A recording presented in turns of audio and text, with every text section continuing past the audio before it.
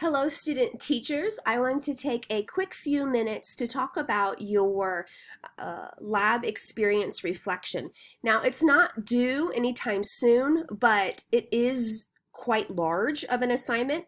So I wanted to show you on our checklist for term 2 when this is actually due. So if we scroll all the way down to week 6, we can see right here that your semester reflection is due, and you're going to use a lot of the artifacts that you have used throughout the entire semester, both term 1 and 2, to complete this.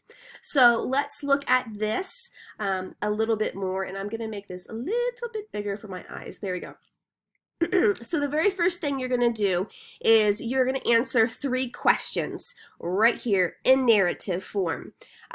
You are going to tell us how you have changed as a result of this specific field experience, just your student teaching experience, what you have learned that will make you a more effective teacher, and what ways have you improved professionally, and what are your areas for future growth. I lied. That's 4 questions. So you need to answer those 4 questions in narrative form. The next thing that you are going to do is you are going to describe the impact you have had on P12 student learning in both of the terms. And you're going to support your description with data that's analyzed in your post-observation reflections. So what you're going to do is you're going to write a narrative in this portion, but you are going to use data from term 1 and term 2 saying, in this specific lesson, I supported student learning by doing this, or I supported student learning doing this. Your teacher work sample would be a really good citation to use here. But you're going to say exactly where in your Foliotech account for student teaching can we find these items.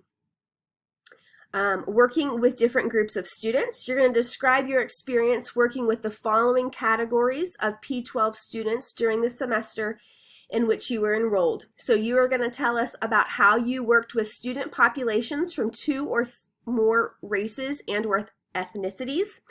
If those cannot be found in the classroom that you're serving or working in, you need to go outside of your classroom to make sure that you meet any of these.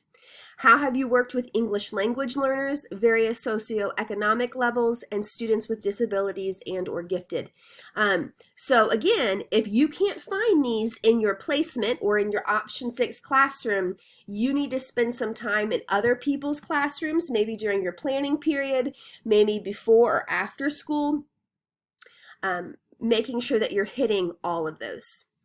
The next one is professional activities. This is the one that takes some time to kind of chunk away. To receive credit, it has to be recorded in your time log, and you have to address all 6 of them. So, extended co-teaching experiences with an experienced teacher. Cite how you've done that. Reflective self-assessment that informs practice. Tell us how you have participated in that self-assessment. Regular professional conversations with experienced teachers other than your PK-12CE or your building mentor. So maybe this comes from department meetings or other meetings, again, other than your lead teacher or your building mentor. Participating in regular and extracurricular school activities. Did you go to a meeting after school? Did you participate and did you observe a club?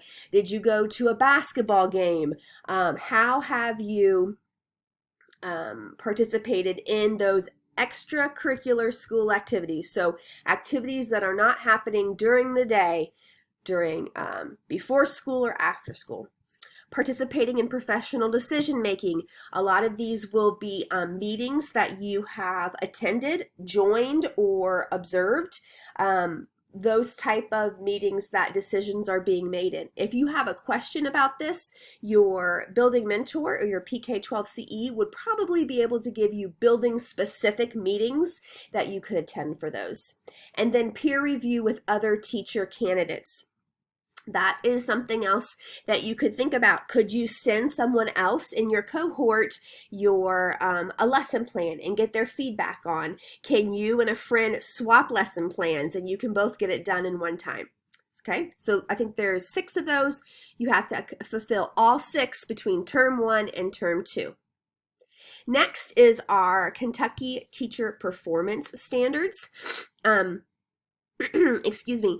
In your narrative for each strand, you have to explain the activity or activities in which you participated, describe how the activity addresses the standards, explain the impact the activity had on your development as a teacher, and then cite where we can find the artifact during this current student teaching semester, term 1 or term 2, and how the artifact demonstrates your achievement of the standard. So for each one of these next little ones, you have to at least speak on 4 different parts. If I were you, in these bullets, I would put 1, 2, 3, 4, 1 to all the way through, showing yourself and the reader, the person that will be looking at this, that you have purposefully hit all 4 of those. Okay, so let's see here. Standard 1, learner development. The teacher shall understand how learners grow and develop, recognizing that patterns of learning and development vary individually within and across the cognitive, linguistic, social, emotional, and physical areas, and shall design and shall implement developmentally appropriate and challenging learning experiences. This could be a lesson plan. This could be a unit. This could be your teacher work sample. But again, you're going to list all 4 things. And right there, you can see there's even a spot for that supporting artifacts. Standard 2, learning differences. The teacher shall use the understanding of individual differences and diverse cultures and communities to ensure inclusive learning environments that enable each learner to meet high standards. What have you done throughout the semester? Or, oh my goodness, I haven't done anything quite yet. What could you do to show that you have an understanding of individual differences and diverse cultures, and you are making sure that that's affecting your learning or your teaching and student learning.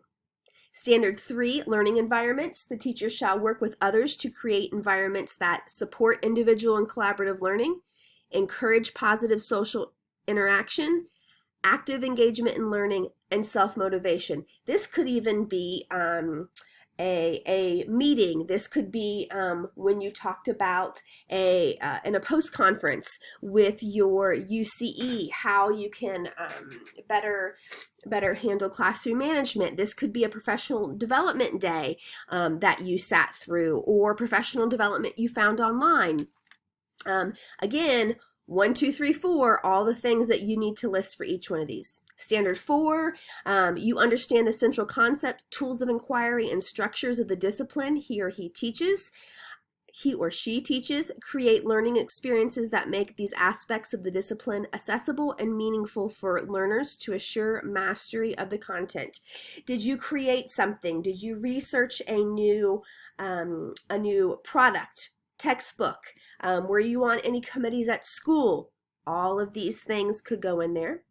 Standard 5, application of content, that you understand how to connect concepts and use differing perspectives to engage learners in critical thinking, creativity, collaborative problem solving related to authentic, local, global issues. That's a big one. This might be something that you even have to purposely plan a special, not so much unit, but a lesson over the next 7 weeks.